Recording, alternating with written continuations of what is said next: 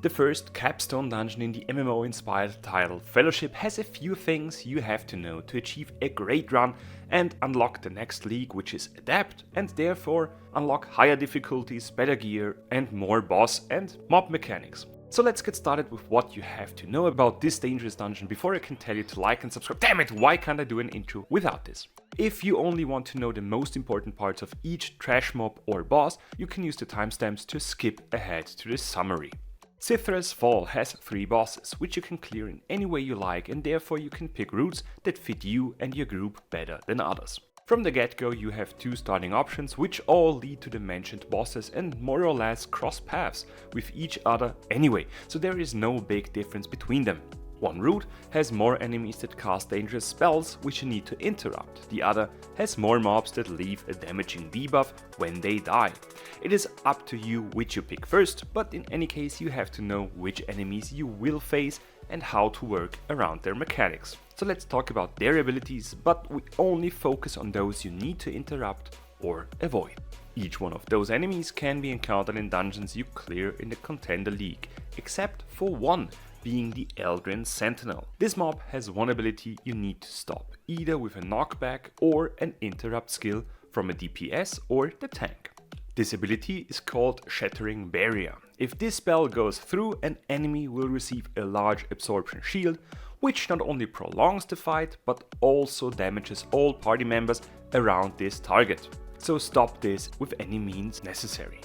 Another mob which has a nasty spell you need to stop is the Deceitful Scholar, which casts Arcane Strike and Rune of Detonation.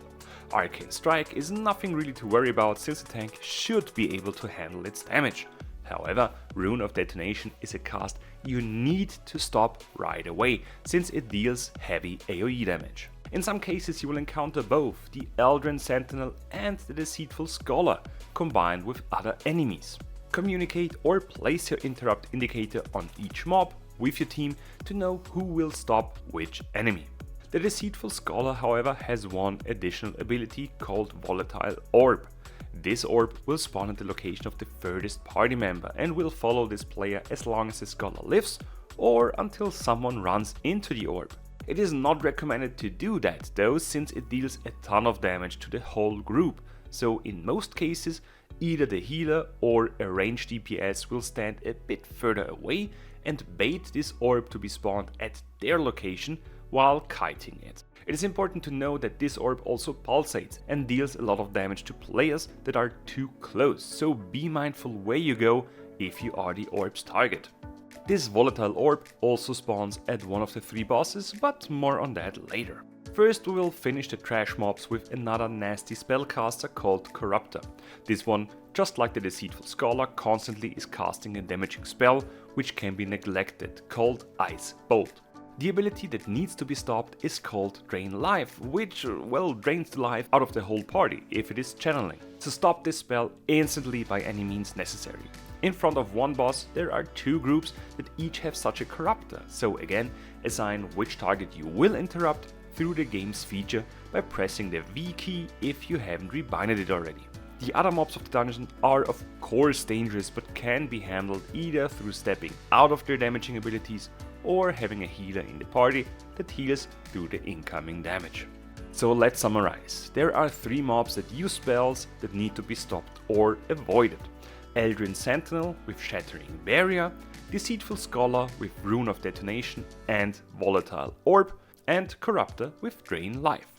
All other mobs either deal AoE damage you can avoid, only deal damage that hits the tank, or deal damage you cannot avoid and have to work as a group to survive.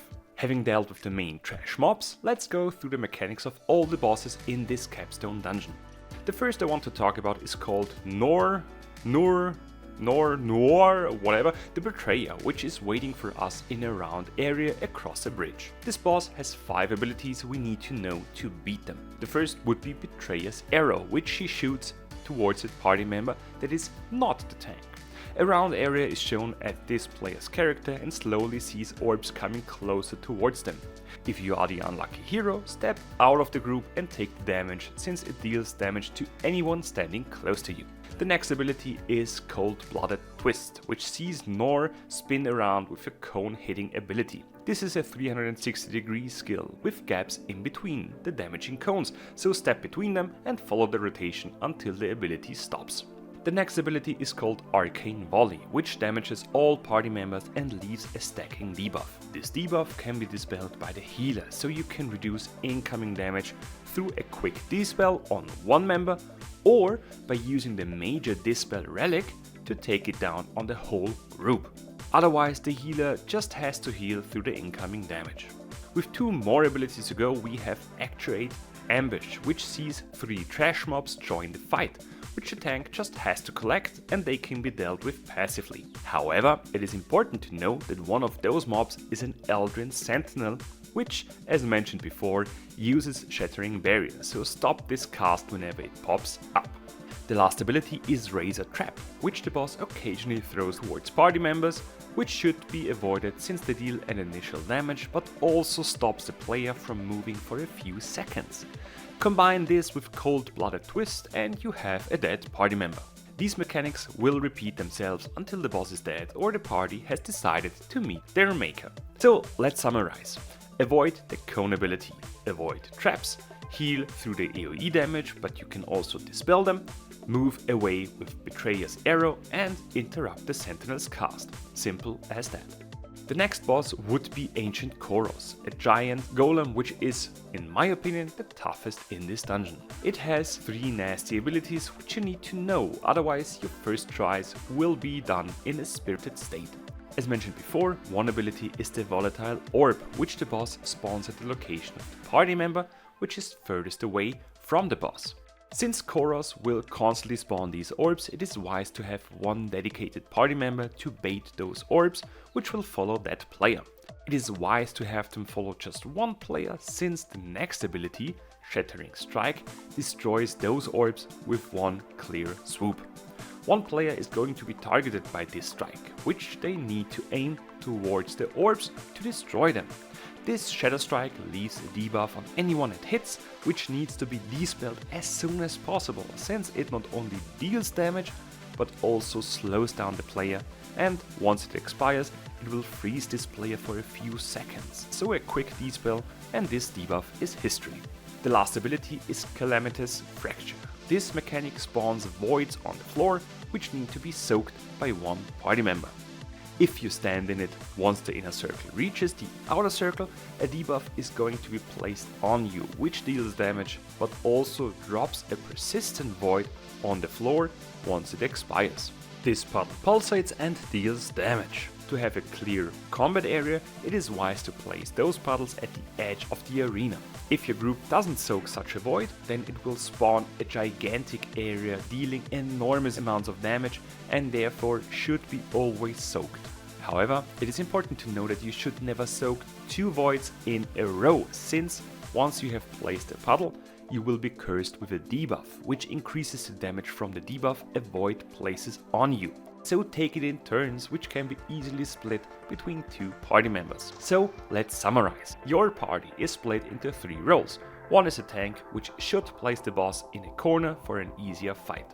One baits the volatile orbs by being the furthest away and kites them until Shatter Strike destroys them. And 2 players soak the voids and place them near the edge of the arena. Dispel the debuff which Shatter Strike deals and have fun beating Ancient Kronos. The last boss is Cithrel, who has 4 abilities which you should know. Let's start with the first one being Path to Oblivion. This ability is placed around one party member, which is a circle that deals a lot of damage to anyone standing in it. However, the damage is split between players, so run together as a group and do a nice party soak. Path to Oblivion, however, leaves another void which damages anyone still standing in it after a few seconds. So run together, take the damage and then run out again. The next ability is targeting the tank with Breath of Ulcerak, whatever, being a cone-shaped hit. The tank should therefore aim the back of Cithrel towards their allies and take the hit alone.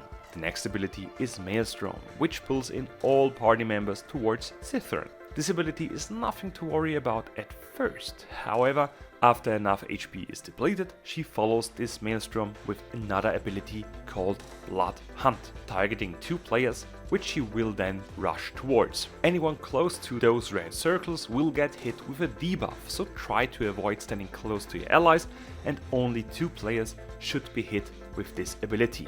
Slowly throughout the fight the area becomes smaller and smaller, making it tough to avoid certain abilities, but it is still manageable. Those abilities rinse and repeat until Cithrel is dead. However, it is worth noting that the required healing will ramp up, since at 50% health she will use Draconic Frenzy, increasing her haste and therefore her damage output by a ton.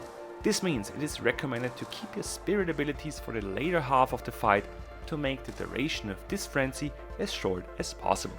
So let's summarize. Soak the blue circle with as many party members as possible, but leave the circle right after to avoid the second impact. When being surrounded by the red circle, don't stand close to your allies and avoid standing in front of Cithrel, since Breath of Alsarak is only meant to hit the tank. And those are all the noteworthy mobs and bosses in the Capstone dungeon Cithrel's Fall. Do you feel prepared for this dungeon? Are there any questions unanswered? Is there a god? Let me know in the comments, and have a great day or evening.